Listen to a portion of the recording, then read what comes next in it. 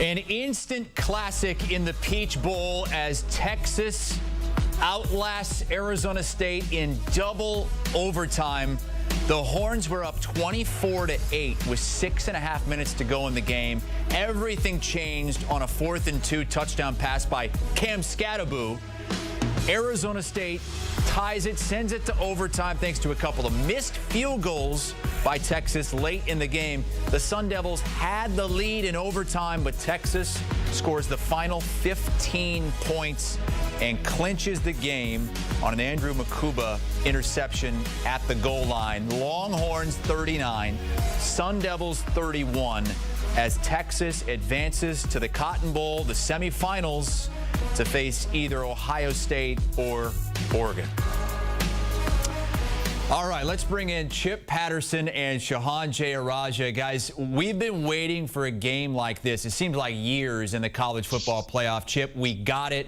I know it's heartbreaking for Arizona State, but this feels like a game we're going to be talking about for a long time. Right, Arizona State, a team that was nowhere near the college football playoff picture until they went 5-0 in the month of November to be able to make the Big 12 title game, win the Big 12 championship, and go on to the college football playoff. When the founders of the college football playoff created the expansion, this was the path that they wanted to have, where a team like the Sun Devils would be able to make the field. And I think that what we saw from Arizona State is something that we didn't necessarily see from Boise State, that we didn't necessarily see from SMU, that maybe we didn't even see from the Clemson Tigers, who got in as conference champions as well, which is just the fact that Arizona State has a gear that they are able to access when needed. Because when they were down 16 points to Texas, I don't know about y'all, I thought that this was night-night. I thought that just like the way that they had held the upper hand on Kentucky, just like the way they had held the upper hand on Florida, and through so many games in the SEC schedule, Texas would be able to win this game by double digits without needing an A-plus performance. But credit Arizona State because they pushed Texas, and I think we saw the best of Texas in this win. So yeah, there is the celebrate the moment, there is the what it means big picture, what it means for the Longhorns moving forward. But right now, this is one of the best college football playoff games that we have seen in the last 4 years. And look, if you look at history, this is an Arizona State team that wouldn't have been afforded the opportunity to play in the college football playoff. They needed a break at the last second just to move up to number 12 in the rankings, much less to be top 4 in the field. This is the kind of team that obviously as the season goes along, they get healthier, they get better, they just get better. And you look back at kind of what Arizona State was in September. They played some close games, they got some wins. They had a game where Jeff Sims was starting at quarterback for them when Sam Leavitt was out, and they just didn't play their best football. But this system allows teams to improve over the course of the season. Cam Skattebo wasn't playing like this back in September or the beginning of October. You see where he's at right now. You see where this team is at right now. I think that it's just tremendous for the sport that this team was able to compete on this level. And by the way, not just with this Arizona State team, but also with Boise State yesterday, I think that some of these conference champions are affording themselves quite nicely.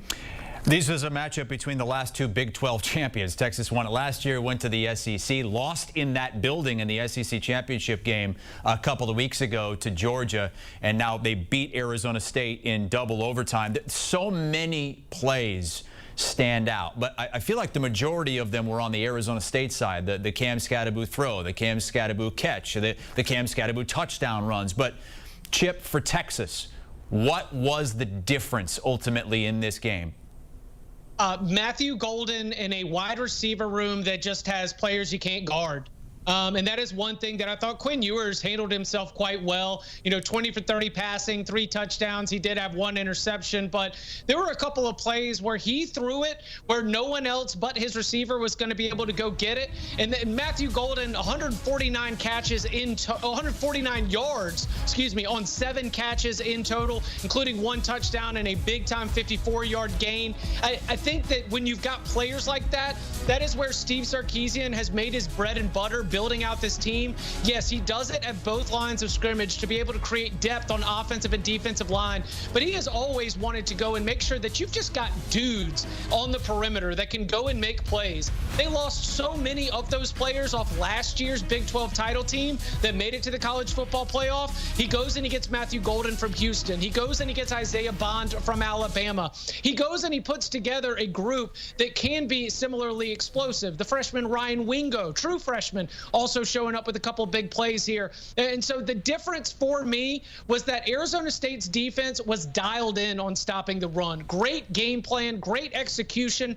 But you know what you can't game plan for? That unique talent and athleticism that Steve Sarkisian has sprinkled all over this roster. Matthew Golden's performance, the wide receivers in general, throw Gunnar Helm, the tight end, in there. The difference for Texas was having those advantages on the perimeter and down the field.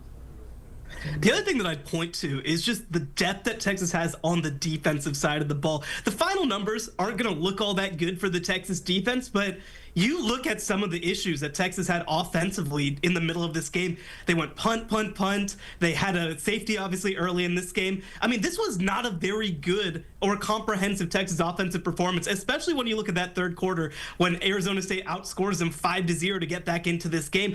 But I think that what Texas just continues to do well is on the front end and the back end. They just have so many guys. We even saw for certain plays. Michael Taft, their defensive back, went out. It was just next man up. Malik Muhammad went out for a little bit. Next man up. And the number of guys that they have on the defensive front, especially to get after the passer, is just unbelievable. Colin Simmons is a name that is going to be potentially a top 10 pick in the 2027 NFL draft. That's how long that teams will have to wait for him because he's only a freshman right now. And I think that over the course of the game, look, Cam Scadaboo was incredible for Arizona State, and that was one of the great individual efforts we've ever seen in the college football playoff. But I think ultimately for Texas, it was just grinding over and over and over again. Even though their offense couldn't keep them off the field, they just continued to fight. And the resiliency, Shehan, I mean, the two missed field goals, obviously, like you mentioned, the safety. How about the resiliency of this Texas team? I feel like we're going to talk more about Arizona State and what they did,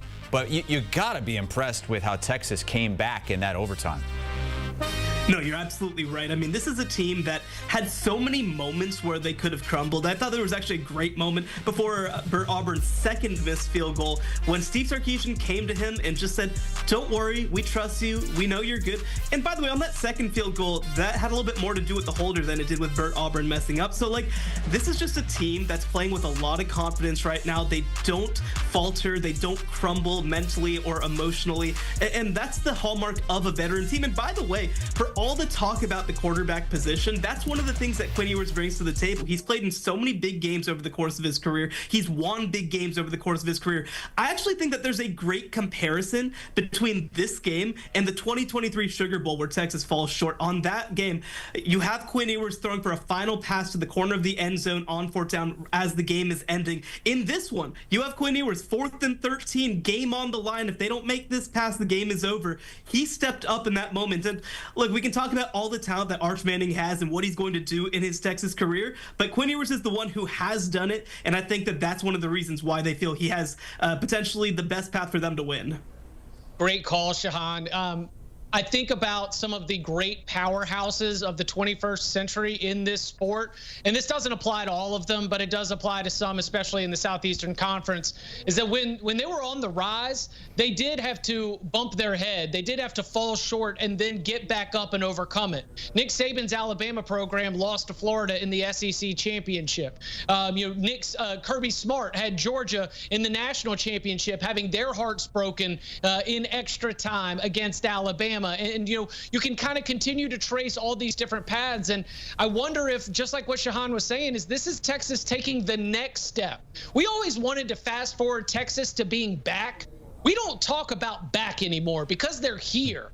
Now we're talking about the next step. We're talking about Texas football achieving the levels of success that historically it does not do as much as you would think, given the resources and the inherent advantages of being Texas Longhorns football. But we have seen Texas win national championships in the 21st century. We know what it looks like when Texas is running hot. And I think that maybe that Sugar Bowl last year, maybe the SEC championship game, those experiences have to create that resiliency that you talk about, Chris. Chris, because that is how you learn how to win on the highest levels. Steve Sarkisian said after the SEC championship, he said, this is what you sign up for. When you are a gladiator, when you go out there, you know that you might get the result that you don't want, but you just continue to show up. This was Texas continuing to show up, snap after snap, possession after possession, all the way into double overtime. Second playoff victory for Texas, and now 2 wins away from an elusive national championship, the likes of which they have not seen since Vince Young was tiptoeing into the end zone at the Rose Bowl. Speaking of that, they're going to play the Rose Bowl winner. More on that in just a second, but I want to put a bow on this thing for Arizona State.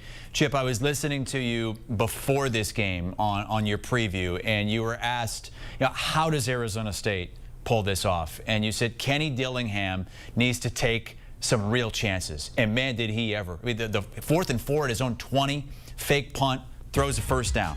You had the Cam Scattaboo throw on 4th down that turned this game around with 6.5 minutes to go. I mean, is there any hotter young coach right now than Kenny Dillingham going into next season? No. The answer is a strong no.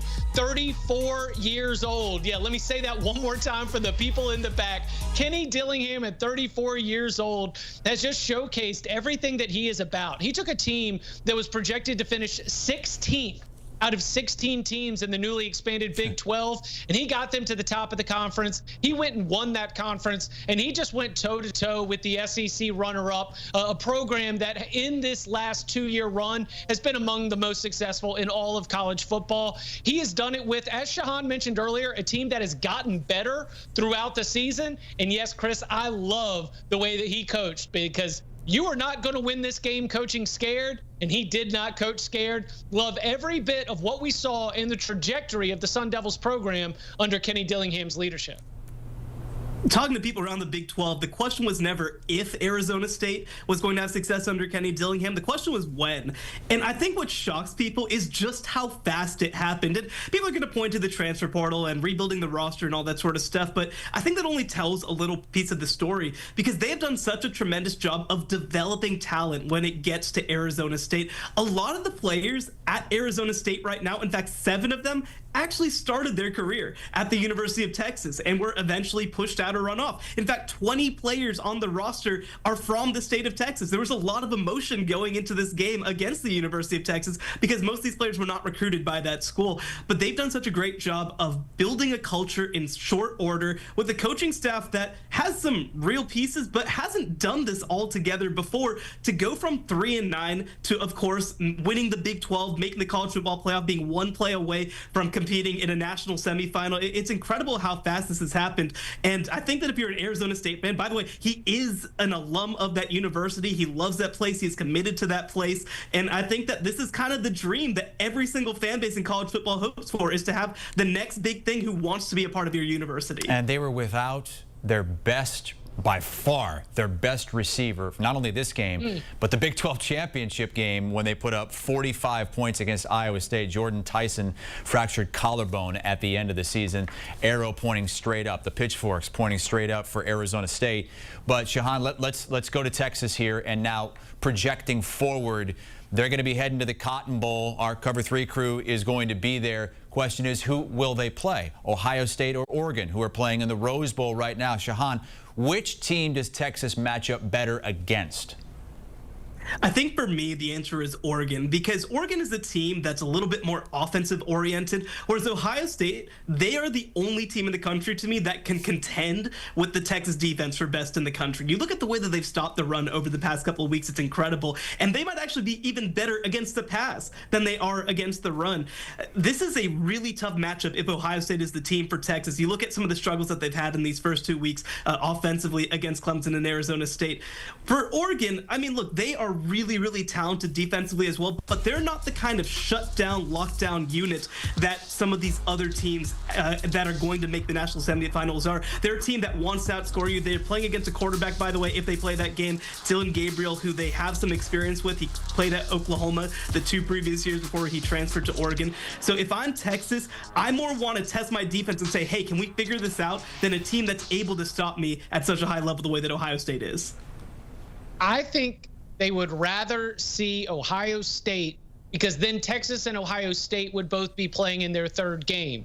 I think that when you're dealing with an Oregon winner, you're dealing with an Oregon team that got to shake some rust off and also would have a little bit of an advantage in terms of where they are in this process. I mean, the Ohio State Buckeyes, they were playing like through the roof against Tennessee.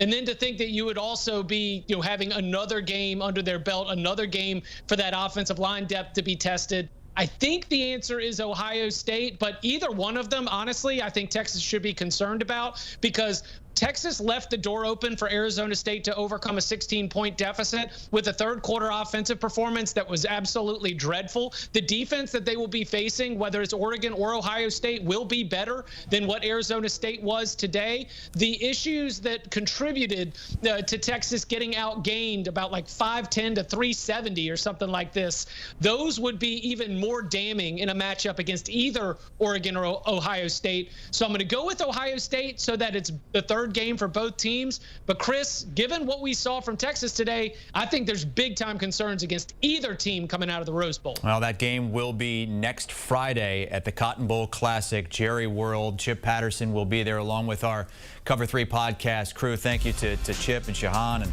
I think Shehan's going to be there too. That's his home state. Got to be there, right? Cover 3 podcast is going to have a live tailgate for the college football playoff game, and they're going to lead into the Orange Bowl, which is actually on that Thursday when this podcast is going to take place on the 9th of January. Again, that is a week from tomorrow, a week from Thursday. Tannehill's Tavern and Music Hall, Fort Worth, Texas, the day before the Cotton Bowl against between the team we just saw, Texas, and whoever wins the Rose Bowl.